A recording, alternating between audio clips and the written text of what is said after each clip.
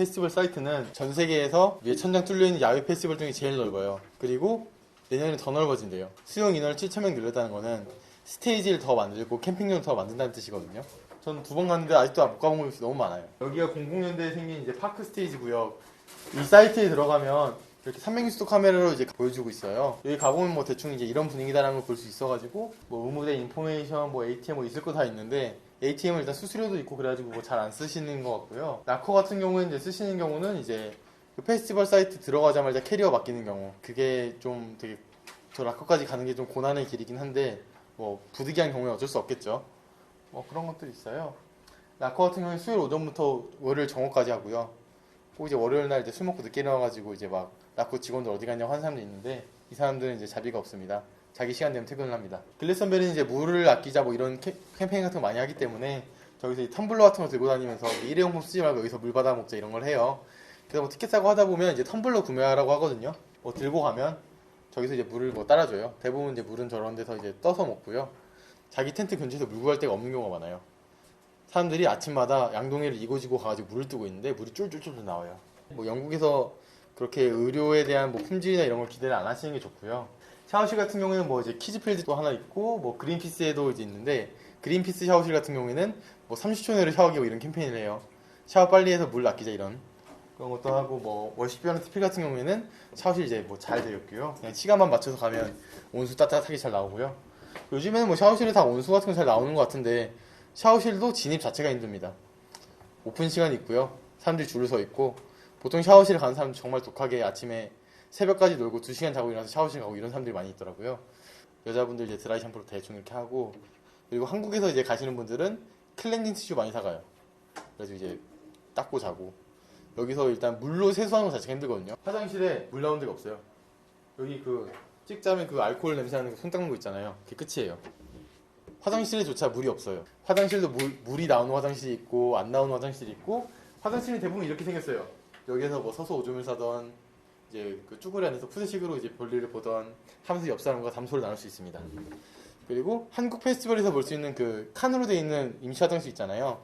그게 2,000개 있어요. 사람이 20만 명 넘는. 그리고 그 중에 많은 숫자는 워십이나 TP 안에 있고요. 그리고 당연히 그곳에는 줄이 엄청 서 있어요. 줄 100명씩 서가지고 화장실 들어가요. 글래스턴베리에서 지금 뭐 물을 아끼자, 환경을 지키자, 전쟁을 하지 말자 이런 다양한 캠페인들이 있는데 제일 역사가 유래 깊고 오래한 캠페인은 Don't Pee on Land. 밖에다 오줌 싸지 말자. 이게 지금 제일 많이 하는 캠페인이거든요. 문이 닫히는 화장실이 2,000개밖에 없어요. 그거를 차지하고 싶으면 저 같으면 워십이나 TP를 가는 게 정신건강에 좋고요. 어딜 갈지 한번 보겠습니다. 자, 피라미드 스테이지. 여기가 메인 스테이지예요. 여기 가면 우리가 이제 원하는 뮤즈, 아델, 에드시런 그리고 가끔씩 나오는 스톰지 같은 애들. 내년에도 스톰지 같은 아티스트가 헤드라이너가 될 것 같다는 소문이 돌더라고요. 90년대 초반 정도에 힙합하는 흑인 아티스트가 얼마 그저껜가? BBC인가 어디 나와가지고 내가 내년에 스톰지처럼 멋진 무대를 할 수 있을 것 같다. 거긴 되게 스페셜한 스테이지일 거다 이런 식으로 막 얘기를 하더라고요. 사람들이 모두가 그게 허언이길 바라고 있습니다.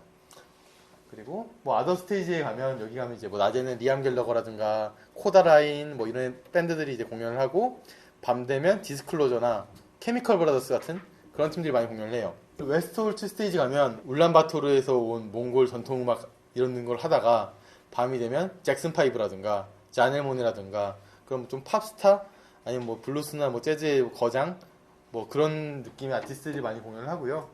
존필 스테이지는 원래 저기 이름이 뭐 뉴밴드 텐트였어요. 영국의 신인 밴드들. 한국으로 치면 잔다리 페스티벌이나 치고 올라갈 것 같은 라이징 스타들 올려주는 그런 것들 있잖아요.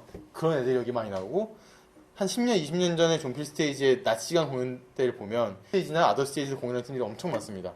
헤드라이너는 보통 뭐 시겨로스라든가 포스트록 계열 팀들이 좀 많이 나오는 것 같고요. 나이에 비해서 위상이 높은 그런 팀들이 헤드라이너로 많이 나오는 것 같아요. 그리고 뭐 그냥 영국 밴드들이 일단 위주로 많이 나오는 편이고 뭐 미국 애들도 가끔 나오긴 한데 진짜 걔네들도 미국에서는 막 서브에서 하는데 저기서 뭐 낮 시간대 공연하고 그렇게 많이 해요. 미국 애들이 미국에 잘 나간다고 영국에서 잘 나가는 게 아니잖아요. 파크 스테이지는 이제 좀 이 스테이지들 중에서는 제일 젊은 편에 속해요.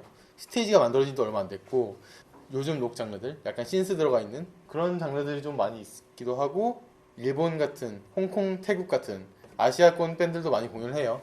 한국 팀들도 이제 이 파크 스테이지 밑에 있는 스테이지에서 많이 공연을 하는데 지금 여기서 보면 뭐 아더 스테이지, 피라미드 스테이지 이런 스테이지들을 제외하면 대부분 스테이지 옆에 비슷한 스테이지들이 막 엄청 많이 있어요. 예를 들어서 이 웨스트홀트 스테이지 옆에 있는 그 조그만 스테이지들은 똑같이 이제 뭐 라틴 음악만 하는 스테이지가 있다거나 재즈 음악만 하는 스테이지가 있다거나 그런 식으로 그 큰 스테이지의 그 아이덴티티에 맞는 조그만 스테이지들이 근처에 있어서 이 한 스테이지의 공연과 공연 사이의 텀은 길지만 그렇게 옆에 조금씩 왔다 갔다 하면 이 스테이지랑 비슷한 공연들을 볼 수 있어요. 그래서 이제 동선을 생각할 때는 좀 여유 있게 하루에 뭐 한 세 팀 정도 잡고 이제 공연을 본다고 치면 그 전으로는 그 근처 스테이지에 있는 공연들을 보는 게 저는 좀 일단 일정상으로는 괜찮고요. 근데 나는 글래스턴베리 밖에 안 가. 그래서 나는 유명한 아티스트, 내가 보고 싶은 아티스트를 몽땅 봐야 돼. 그러면 좀 체력적으로 많이 각오를 하셔야 됩니다. 그다음 어쿠스틱 스테이지 가면 진짜 어쿠스틱 공연을 하는데 뭐 아트가 펑클처럼 진짜 어쿠스틱이 어울리는 아티스트들 거장도 많이 나오지만 그냥 뭐 펑크나 이런 밴드였는데 그 멤버 중에 한 명이 나와가지고 어쿠스틱 공연을 한다거나 익숙한 밴드 이름보다는 이 사람이 어떤 밴드 출신이었지? 라는 그런 관점으로 보면 좀 특별한 공연을 좀 볼 수 있는 확률이 좀 있고요. 그런 거는 헤드라이너는 물론 당연히 중요하지만 금요일 낮 시간에 좀 되게 의미 있는 공연들 많이 해요. 예를 들어서 시리아에서 내전 발생했을 때 시리아 오케스트라랑 블러의 데이먼 알반이 같이 공연을 한다거나 일요일 낮에는 레전드 슬롯이라고 이번에 뭐 카일리 미노그 아니면 뭐 시크, 릴렉스 라이스 오케스트라 이런 엘튼 존 이런 사람들이 공연을 하는데 연령대가 좀 있는 페스티벌이고 오히려 이런 공연들이 좀 분위기도 좋고 이번에 카일리 미노그의 이번 공연이 글래스턴베리 역사상 모든 공연 통틀어가지고 시청률이 제일 높게 나왔어요. 아더 스테이지는 뭐 낮에는 밴드 공연하고 밤에는 뭐 EDM, 힙합 요즘에는 옛날에는 EDM을 많이 했는데 요즘 힙합을 많이 하더라고요. 가면 좀 되게 글래스턴베리랑 안 어울리는 분위기도 좀 많이 연출되는 경우도 있고요.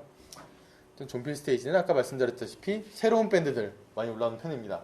존필이라는 이름은 이제 저 BBC의 그 배철수 같은 아저씨가 있었어요.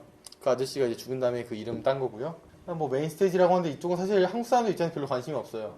아발론 같은 경우에는 이제 진짜 딱 김윤아나 심규성 같은 그런 느낌의 그레이드 스테이지 같은 경우에는 그냥 뭐 좀 춤추러 가는 곳인데 우리가 알만한 유명한 DJ가 오거나 그러진 않아요. 레프트필드 같은 경우에는 낮엔 토론을 해요. 기본소득에 미친 영향, 브렉시트를 해야 되는가, 정부들 욕하고 제레미 코빈이라는 사람은 노동당의 총수예요. 한국으로 치면 뭐 녹색당이나 뭐 이런 근데 제가 기억하기로는 그 해에 제레미 코빈이 글래스턴베리에서 한 모든 종류의 공연 중에서 가장 호응이 좋았다고 해요. 공연이 끝나고 기사도 엄청 많이 나왔고 신문 1면 차지했고 나와서 공연 안 할 때 제레미 코빈 막 연호하고 그러더라고요. 소닉 스테이지는 실버 엔지존이라는 곳이 이제 뭐 술탄 오브 디스코나 피터팬 컴플렉스 같은 애들이 공연하는 그런 동네예요. 거기에 뭐 블루스 스테이지 있고 BBC에서 하는 스테이지 있고 뭐 이래요. 오늘 헬로루키 같은 이런 프로그램들 거기서 막 계속 진행하고 뭐 저녁에 가면 무라마사 같은 애들 나와서 뭐 디제잉 좀 해주고 밤을 불태우는 사람들 이런 사람들이 많이 있는 동네거든요. 지금 이쪽 영역들이 지금 계속 커지고 있어요. 저쪽에 이제 스테이지도 계속 생기고 밤에 계속 뭔가 하려고 하더라고요. 위쪽으로는 지금 늘릴 수가 없는데 페스티벌은 계속 커지고 있어서 저기 보면 이제 샹그릴라라는 곳이 있는데 저기가 이제 밤의 핫플레이스 젊은 사람들 핫플레이스 아까 그 실버 엔지존이 진짜 캠핑 의자 깔고 이제 블루스 밤새도록 듣는 곳이라면 그 샹그릴라라는 곳은 밤에 이제 젊은 사람들이 막 헤드뱅잉 하고 막 춤추고 뭐 이런 그런 동네고요. 아카디아 같은 경우 이제 거미 그 쇼 있는데 한국에서 내한공연 했잖아요. 그때는 이제 주차장에서 했지만 저기선 진짜 엄청나게 빵빵한 프로그램과 1시간 넘게 그 공연을 하는데 그게 진짜 멋있더라고요. 저는 이제 거의 서브에도 포기하고 봤는데 그만한 가치가 있었던 것 같아요. 매년 좀 이제 시간표가 다르긴 한데 저녁에도 이제 아카디아 쇼를 한다면 저는 아카디아 쇼를 보는 걸 추천드려요. 낮에는 그냥 디제잉 같은 거 하고요. 밤에 이제 아카디아가 이제 가지고 온 쇼 같은 거 거미가 불을 뿜고 EDM 나오면서 막 서커스 같은 거 하는 그런 쇼가 있어요. 슈퍼엔조리는 여기서 술탄 오브 디스코 이 스테이지에 헤드라이너 해가지고 새벽에 보통 이제 헤드라이너 끝나고 여운을 즐기는 저기서 일요일 저녁에 가면 짐 들고 와가지고 이제 첫 차 기다리는 사람들이 좀 있습니다. 영화관에서는 뭐 아까 전에 뭐 잠깐 얘기했지만 막 틸다 스윈튼이랑 브래드 피트랑 나란히 앉아서 영화를 본다거나 노엘 갤러가 나와가지고 오아시스 다큐멘터리 막 설명을 해주고 막 Q&A 시간을 가진다던가 뭐 아니면 뭐 매드맥스 흑백판 같은 한국에서 볼 수 없는 영화들 아니면 글래스턴베리 다큐멘터리를 본다거나 이런 것들 진행을 하고요. 보통 이제 헤드라이너 끝난 다음 시간에가 좀 이제 핫한 걸 많이 틀어주는 편이에요. 이 남쪽 약간의 불태우는 곳 옆으로 가면 아침에 요가를 하고 있습니다. 저는 보통 아침에 여기 있어요. 요가를 하고 마사지를 받고 뭐 그 옆에는 이제 그 모닥불 피워놓고 이제 레게 같은 거 하고 있고 이 밑으로 가면 이제 워시뷰가 있고 여기 가면 TP가 있어요. 이 글래스턴베리 사인 있는 곳 사진 많이 찍어요. 저렇게 사람 없는 뷰로 사진을 찍으시려면 해 뜰 때 가셔야 돼요. 그 앞에 가면 전망대가 있어요. 전망대는 한 번에 한 7명 정도 올라가는데 20만 명짜리 페스티벌에 전망대 7명 올라가요.